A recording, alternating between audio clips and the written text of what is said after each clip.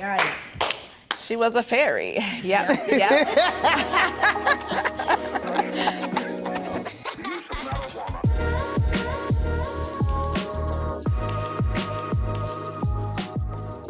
Let's do it, y'all, all together. Let's loosen it up just a little. Slow roll it. Hey everybody, it's your girl coming back at y'all with another really awesome topic. I have some beautiful women here with me. We're gonna go left to right to introduce themselves, and they're gonna tell y'all where you can find these beautiful women. Hello guys, my name is Tiana Patterson, known as, you could call me TT. If you want to find me, you can find me on Facebook or either Instagram. Period. Same name, right? Yep. Period. And y'all already know me. It's your girl Cookie. You can find me on Facebook. Spill the tea with Cookie. And it's me, Des. You can find me on Instagram at queen__Des_. Period. My name is Nita Valet Grave on Facebook. I also got another Facebook that's Miss Lips. Y'all know. Don't act like you don't. Period. So today, y'all, we're gonna get real juicy, and we're gonna talk about like healing from past trauma, because I feel like in the Black community, like we have issues with speaking on things that happened in our past, because either we're about to offend our moms, or you're gonna offend your dad or your grandma, whatever. And so my first little thing, I'm gonna just get right into it. Y'all ready? Yeah. I got the tissues just in case, because if y'all feeling a little teary-eyed or whatever, boop, she right there. Okay. No, just kidding. What is something that still you go through as like an adult that kind of lingers over from when you was a kid? What I go through as an adult that linger from me as a kid. The only thing I really think about is the trauma that I went through as far as facing, trying to be an adult, and due to the fact that I lost my parents at a young age. Oh my gosh, how old? When I lost both my parents, I was a teenager. I think I was 16 or 17. That had to be hard. Yeah. Like both your mom and your dad? Yeah, my mother and my father. My father died in a fire, and my mother got hit by a car. And I think it still bothers me now to this day. And it still sticks with me now to this day, because I try to at least prepare my kids for when they get older, whatever. I at least, try to throw my son out there so he can be a little bit more independent. Because it was a lot of stuff as me growing up as a kid that I wasn't taught. And I had to, as I got older and started messing with my kid's father, that it made me mature a little bit and know, get to know a little bit more about life. So I try to teach my son while I'm still here, because like you were saying earlier, we're not gonna always be here. That's true. So How old were you? You said how old? When my parents. When you lost both your parents? I was when my father died, I was 16. When my mother died, I was probably 18 or 19. Girl, you was real young. Yeah. Dag. I don't know what I would have, I don't know what I would have done. Cause I'm trying to think 18, 16, 19-year-old me. I couldn't really do nothing, but I would say this: when I had met my kid's father, I feel like he was like a lifesaver. I feel like he saved me. You know what I'm saying? No, explain. What do you mean? Like he came at the right time, because I was facing so much, and it was kind of like I was lost and didn't know what to do.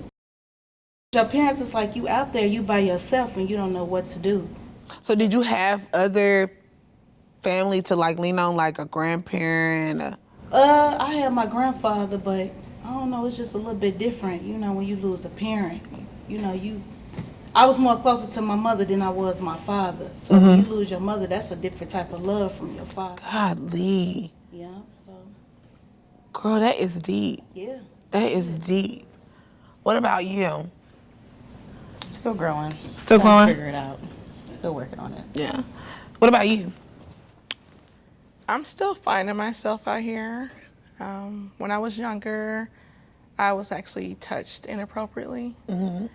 And so with that, you want to break the generation curse. Like, For sure. whatever happened to you, you try to do your best so it won't happen to your kids.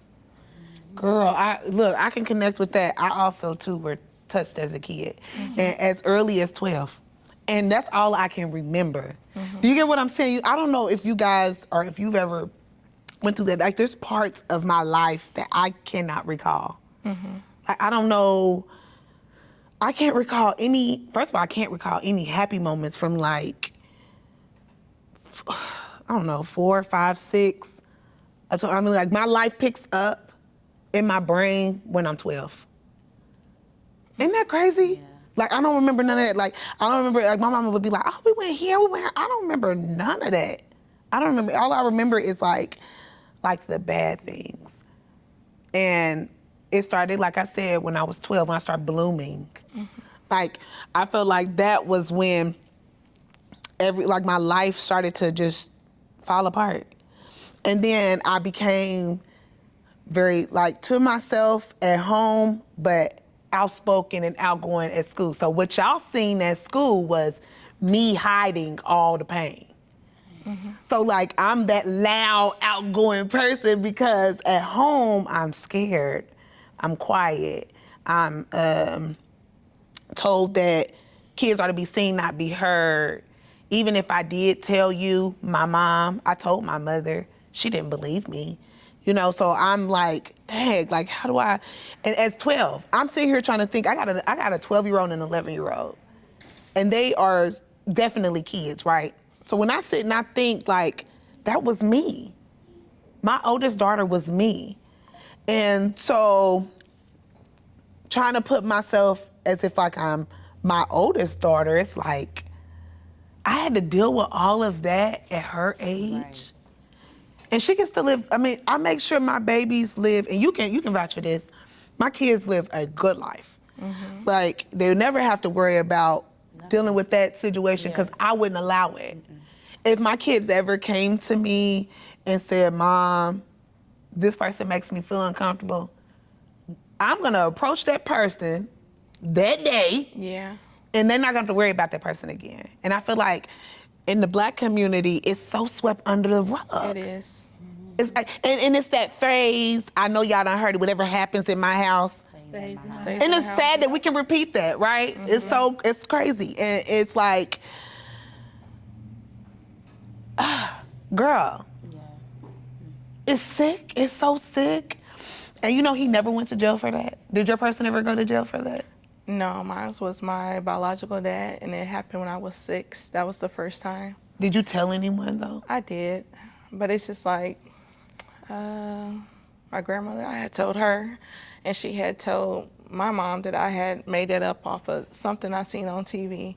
I went to therapy and stuff, but it's just like, after so long, it's just like, I'm opening up to you guys. Why is nothing being done? And then, like, even now, I do entertainment work, so sometimes I don't like touchy-feely stuff, and it's just like, it's a flashback, but at the same time, I just smile through the hustle, through the pain, and just keep it moving. Yeah, I mean, I can definitely relate. Like, I've been married 3 times, and I'm very transparent. I'll tell everybody, you know, I've been married. My last husband, obviously, that's my baby. He's my forever. But what I did learn about myself is like, oh my gosh, I was dealing with so much. Like I said, as a young kid, I carried on as an adult. Like, for the longest, my first husband could not hug me from the back. It made me feel weird. I was like, don't touch me. I can't date people that resemble because it was my stepdad that did this to me. So my mom was married to him for like what? Forever. Like forever. When I was 2 years old is when he started coming around. Like, so from 2 years old, that's why I said I don't remember anything. So he could have been doing whatever to me, and I just don't remember, because when you have trauma, which I learned going to therapy, because I had to work on myself, right? When you have trauma, big, huge trauma events that take place in your life, you block that out. Your brain naturally blocks that out. And it's like its way of like shielding you from like remembering it over and over again. And it's crazy because like as I would talk to her more, and I remember stuff like as I'm talking about it, I'm like, dang, that did happen, or oh wow, that did happen. And it wasn't just me. It was my sister too. My sister, you know. And we both told her, and she's like, when my sister told her, she's like, you just want to be like your sister. It wasn't like, oh my gosh, maybe let me look into it. Second time. Yeah, girl. And I'm literally like sitting here like, how can you sleep in a bed with a man that has done that to your daughter? Isn't that nasty? Like, it's messed up, y'all. Sick. It is disgusting. And like, and I still see him like, not on a regular basis, but like, I can't date nobody that reminds me of him. You can't smell like him. You can't look like him. Y'all will never see me married to a chocolate, bald-headed man. Ever. Ever. Because it reminds me so much of him. Is that how it is with like, you can't? Yeah, my second incident, it took place when I was a teenager. It was my stepdad that going around. That was my brother's dad. So when we got older, my brother was just like, I didn't know what was going on, sissy, but I seen one time when that happened. And it took from my mom, I want to say 2016, she had asked for forgiveness and whatever. She passed away 3 days after. Heck. Because she carried that. She probably carried that. And it's crazy. It's good that you got an apology because I got a half but one. So it was more like, I mean, I'm sorry if that happened. Like not even acknowledging like, girl, it happened. Right. Like I'm not making this up. Told you again, 14, you didn't believe me. Girl, hold on. See, that's why I brought these. It's a tay. Yeah, you didn't believe me. And it's like, the Black community, I feel like a lot of times, and it's that generation. It's so disgusting. That 1970, that generation. The generation that they don't deal with issues. They're not gonna tell your business. They're gonna just sweep it under the rug like ain't nothing happened. And you gotta pretend like nothing happened and that we're a big happy family because you don't want I don't want my business out there. And whole time you suffering on the inside and no one cares about the fact that you're suffering on the inside. And you gotta hold all of this heavy load of trauma As a child. as a child. Girl. No. That is true. Yeah. Like I was sitting, like the other day I was sitting and I was staring at my daughter and I'm just like, dang, when I was your age, I was so depressed. I was so depressed, Desiree. Like, I was so depressed. Like, girl. And it's just like, dang. And it's because my mom, and I grew up to resent my mom. And she'll say now, like, I don't know why she doesn't like me. I don't understand why it's always the, I'm like, girl, it could be because you never gave me an apology. It could be because you never acknowledged my feelings. It could be that the whole time you made these people think I was a liar. Yeah. Girl, I'm gonna tell you our story. And this is real authentic. I went to church and we had a teen ministry. That church? Okay. We had teen ministry. And they had, every Wednesday, during Bible study, they would allow the teenagers to like speak out and you won't be judged, right? And I was like, you know what? I'm just gonna say it. I'm just gonna say it. It was on your heart. Yeah. I'm like, I'm just gonna say it. And I got in front of everybody and it was so embarrassing to have to come out and say that in front of everybody and be vulnerable and trustworthy enough to just, I'm getting chills. Like just say it. Yeah, and so got in front of everybody and told them everything. And when I say everything, I mean everything from the beginning to the end. And this is what made me be like, I don't like church people. Because instead of investigating and looking into it, y'all sent me right back home to the woman that did all this. You know what I'm saying? To the monster. You sent me right back home to the monster. My mom was like, she's lying. He loves her. He would never do anything like that to her. Had the whole church thinking I was a big old liar. It's crazy that you said that because my biological dad, he's posing as a pastor till this day, and it's just like, it's crazy. Yeah, because we know the real you. I grew up confused, like, I thought church people is this way. Like, now it's just The like, biggest hypocrites sitting in the front They be the pew. main ones that talk about people. And though all those people literally just sent me back home to the monster. And that is when I was like, you know what? I don't know if I want to even go to church. Like, y'all didn't even help me. Y'all just sent me right back to get ate up by the wolf. You know what I'm saying? And then that night, girl, I was 14. And this is why I love my auntie Dawn. She might be a little crazy. A little bit. A little crazy. But I love her down because she saved me. She took me in. I was 14, and I know you remember that. I moved in with her. Nobody in the family, which is crazy, nobody in the family knew why I moved. It just happened. Yeah. Nobody in the family knew why I moved.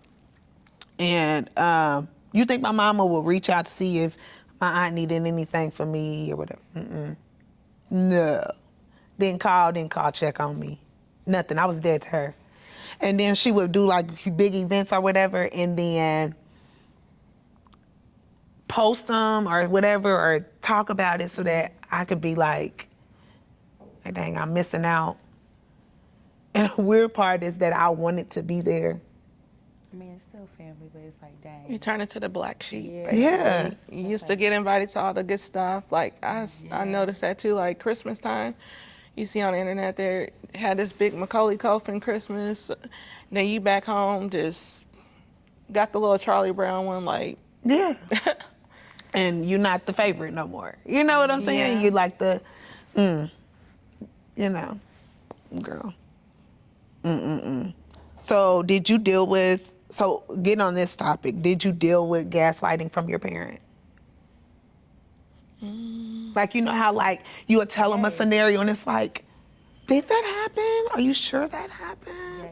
Yes. My mom, she does it all the time. Even now, to this day, as adults, that she does it. She doesn't want to deal with it. That's her way of just not dealing with it. She gaslights you, or she's like really defensive. She just wouldn't deal with it. Can't tell her much, or you and mention like, this made me feel this way. I didn't like this, but you'll do. Or how about when this happens? Or what if I say? It's like, so when it happens to you, you let me know. But it didn't. So I'm telling you because it just happened to me. But no, it's, well, this happened, so. And it's like, all right, you got it. And then it's like dismissed or pushed out, and you got to just move on, let it go. Yeah, it's like, yeah. Ugh. Yeah, it sucks. Ugh. Like, I just be like, Like they don't believe you. yeah. And it's like, are you sure that happened? Yeah. Girl, didn't I just say it happened? Or they'll believe the other person over you.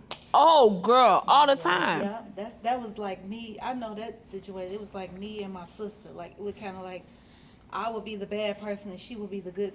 The good person. It's like she do more shit than I do. Sorry, but it's like they would just always look at her like she was the perfect one, and I was just somebody else. But I feel like your parents do that because they see so much potential in That's you. what my brother said. He said the same thing. And it's jealousy. Yeah. Like, wait, like all that, through all that drama, all that whatever. And she wanted people to think I was drama.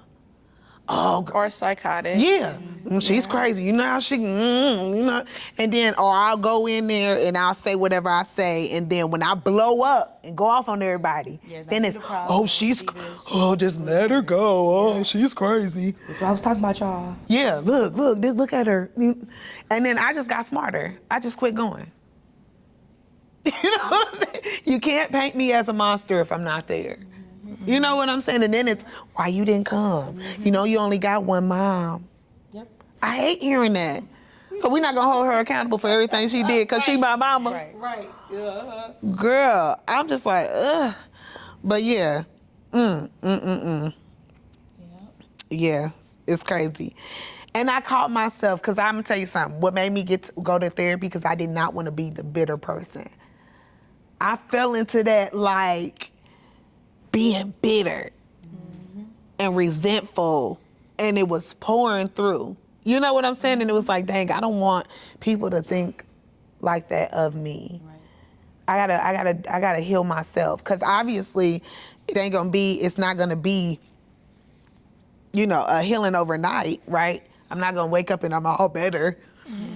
But yeah, girl, that's when I was like, you know what? I have to start healing myself. And it starts with yourself. You know what I'm saying? And I'm gonna tell you something. It got to the point where I felt like my mama was so mad that I didn't turn out the way she thought I was. What you mean? Okay. So she told my sister, like, she just want to go over there to her auntie's house because she let her do whatever. She gonna be pregnant at this age. That's that Or she verbal gonna be abuse. pregnant at this age. And girl, I didn't get pregnant till I was 25. Look at God. Meanwhile, she got pregnant at 17. Got followed around, got pregnant. She had a whole bunch. My mama had a whole bunch of kids. And nothing to show for her. So it's like, and then look at me, I had 2 children. I got done with school, no help with her. I paid my own way through college. No help from her. So it was like, girl, you got this. Even if nobody had my back or she didn't have my back, even though I wanted that for my mom. Mm-hmm. You know what I'm saying? I wanted my mom to be like, I'm proud of you. Mm-hmm. Even though like, that sounds so messed up. Like I wanted her reassurance. Cause she my mama, Yeah. But it's like, never got it though. But she would praise everybody else. Oh, so-and-so's baby just graduated here. So-and-so's baby just graduated from here. Look at, girl, she applied. She applied somebody else because they got promoted and work at a gas station. Wow. They went from the gas station clerk person to the manager. I ain't lying. Or maybe it was. I ain't lying. I think you should send that invitation to here and have a sit down just to see how it go. Yeah. Girl, I think so, too. she wouldn't come. You don't ever know. She wouldn't come. I know my mama, honey. Would she come? No. She ain't coming, baby. She ain't coming. But I know she gonna watch this. She don't want to be put on the spot. No, it's image, right? Yeah. So some people like that, what I've learned over the time, and my cousin will tell you, honey, I say all this to their face. That's why I love myself so much, because I'm at peace, right? So like, I'm this way because she wasn't. You know what I'm saying? I always seen my mom be that passive, aggressive individual, never as outspoken or whatever, but it's all about image. If I look a certain way, and I talk a certain way, and I carry myself a certain way, they don't know the building behind me is burning down. It's like that. Meanwhile, whole house chaotic. Yeah, it's deep. Put on that image. Gotta put on the face. Yep. Everything's great over here. Don't look at us, because we're just a big happy family. Meanwhile, we all suffering, girl. Living in a lie. Living in a big old lie. Yeah. Jeez. So was there ever, I already said that part. You got an apology. Yeah, and my mom passed away 3 days after. So that was a hurtful apology. Yeah. Yeah. Did you ever get an apology, or has this always been gaslighting? That's Liz. Jeez. I don't feel bad. I never got one either. It was like half but one. I was like, okay, it's Yeah, fine. you live your life. The apology is not for my sanity, It's not. because I've already You forgave moved on. You live your life. them Yeah. and moved on. Because I forgive my mom because I'm like, I love you, right? And I forgive him because I can't make it where I gotta go without forgiving you and moving on. Because then we get stuck. You get stuck in that same pattern. You know what I'm saying? And you don't want to be that miserable person. So in order for me to move on as a person, I gotta forgive. I gotta forgive and let go. And I forgive my mama. And I love her. But from a distance sometimes, right? And I set those healthy boundaries. And I forgive him. Will you ever be around my kid? No. Will you ever know who they are? No. Birthday parties? No. Pictures? Absolutely not. you get none of that, you know? But I forgive you. You know what I'm saying? Did y'all like that? Yeah. Was it fun? Yeah. Okay. I hope you guys enjoy our little powwow. We gotta tune out, y'all. I know y'all don't wanna leave us. It's okay. But we will see you guys next Thursday. Until next Thursday, bye.